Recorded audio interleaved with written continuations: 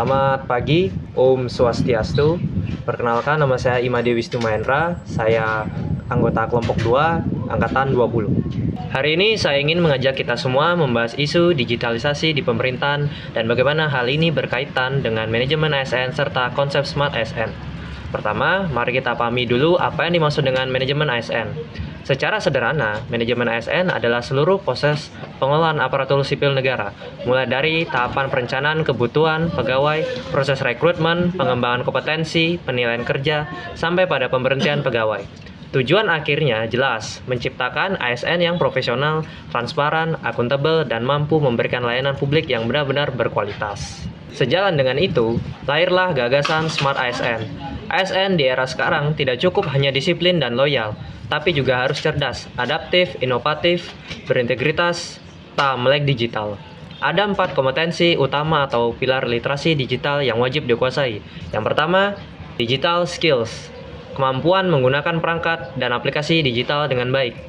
Digital culture, bagaimana membangun budaya kerja yang sehat dan produktif di ruang digital.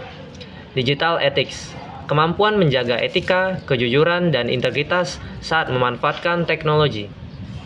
Digital safety, keterampilan melindungi data pribadi maupun data publik dari ancaman kejahatan cyber. Nah, setelah memahami konsep dasar itu, mari kita lihat beberapa isu nyata digitalisasi yang sempat muncul di pemerintahan. Isu pertama, penipuan berkedok Taspen. Pelaku mengaku sebagai pihak Taspen dan menyebarkan tautan aplikasi palsu. Banyak pensiunan menjadi korban. Data mereka dicuri, kerugiannya bahkan mencapai ratusan juta rupiah. Akar masalahnya adalah rendahnya keterampilan digital masyarakat. Cara mencegahnya, pastikan selalu memverifikasi informasi melalui kanal resmi. Jangan sembarangan memberikan data pribadi, dan segera melapor jika menemukan indikasi penipuan. Isu kedua, serangan ransomware ke Pusat Data Nasional Sementara (PDNS). Kelompok hacker Brain Cyber berhasil mengunci data di PDNS 2 Surabaya, sehingga 210 instansi lumpuh, termasuk layanan imigrasi. Hari menunjukkan lemahnya pertahanan cyber dan kurangnya sistem backup. Solusi yang bisa ditempuh adalah memperketat audit keamanan, menyiapkan backup berlapis, membangun pusat operasi keamanan cyber nasional, serta meningkatkan literasi digital ASN di bidang keamanan data.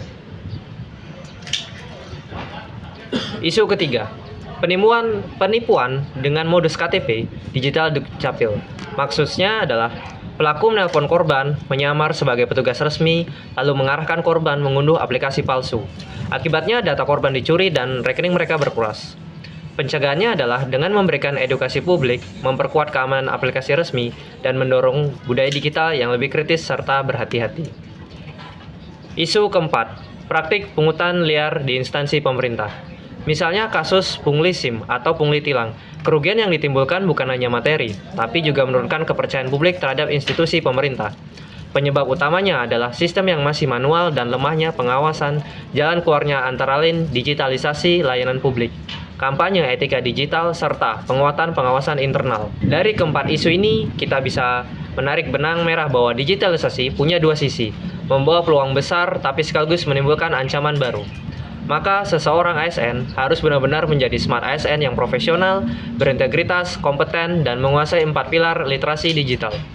Dengan begitu, ASN bukan hanya mampu memberikan pelayanan publik yang cepat dan transparan, tetapi juga menjaga data masyarakat, mencegah pungli, serta membangun kepercayaan publik di era digital ini. Sekian yang bisa saya sampaikan.